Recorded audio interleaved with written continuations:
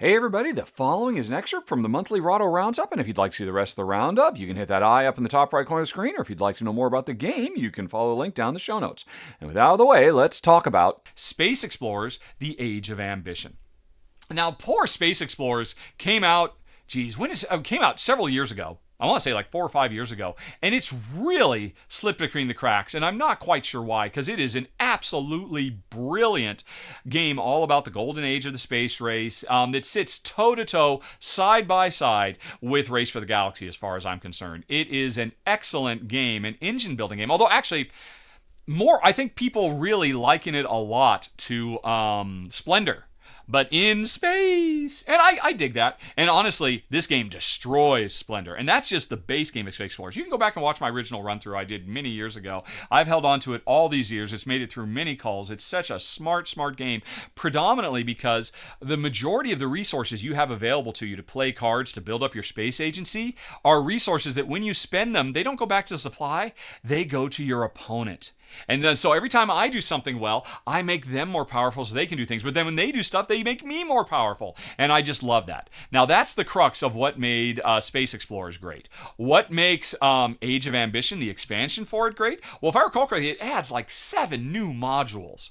And they recommend, and I would agree, don't mix more than 3 modules at a time. You could throw everything in. I tried it. It's too much. Just pick 2 or 3 of the different modules, and they're all cool, and they all do new and interesting things, like giving you unique player powers and all kinds of stuff. Additional, more complex missions to complete. And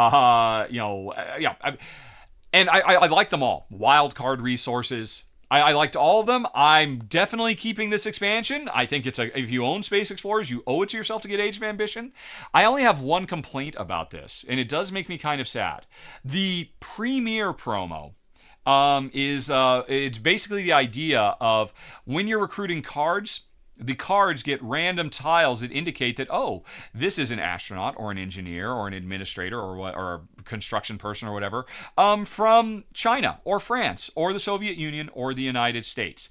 And when you set up, you decide if you're one of those 4 countries. And so if I am the French player, I want to get workers from France, because if I get them from any of the other three countries, then I have to pay more than normal. And this is a game of often very tight, narrow margins, so you do not want to have to overpay. So that's cool. I like that. I think that's a really neat addition to the game. Plus, as you hire from different countries, though, you get the tokens that represent them, and you can use them for unlocking all kinds of cool bonus actions and whatnot. This is the Space Powers module, the number 1 module. It's great, except for one thing.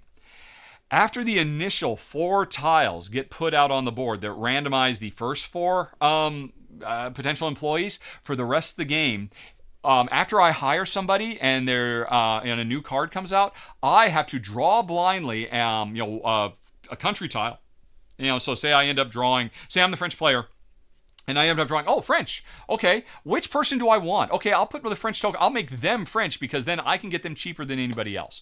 But what if I see something you really want that's really important for you? Well, you're not France, so how about I take my little French token and put it on the card you want really bad? And now that means you have to pay more for that. I've just forced you to pay a tax. Or if I get I'm sorry, it wasn't China, it was Japan. If I get I get a Japanese one, well, this isn't going to help me, but I can still put it somewhere to hurt you if I can figure out what you're doing. And you do this over and over and over, and Jen and I could not stand it. We got so sick and tired. It was the same thing as what was it? Scholars of the South Tigris, right? Last year, I think it was Scholars. Was it Merchants of the South Tigris?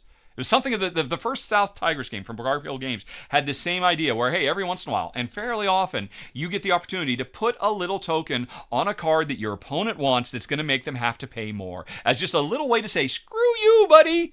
You used to be able to afford it and all your plans, but now you can't. Now you got to spend a whole nother round getting more stuff, because I could have put that anywhere, but I put it on the one you wanted if I can figure out what you want. And so we found ourselves spending so much time thinking about, hey, if I can just put this on a thing, that's for me, that's great. But then the weird thing is it doesn't give me a discount. It just means it's not like I'm even incentivized to do that. I was not happy with how this one module, the Space Powers module, was done. I loved prominent leaders, impending crises, where there's events that you can see coming and you can prepare for, strategic goals, objectives, executive talents, remarkable projects, higher directives.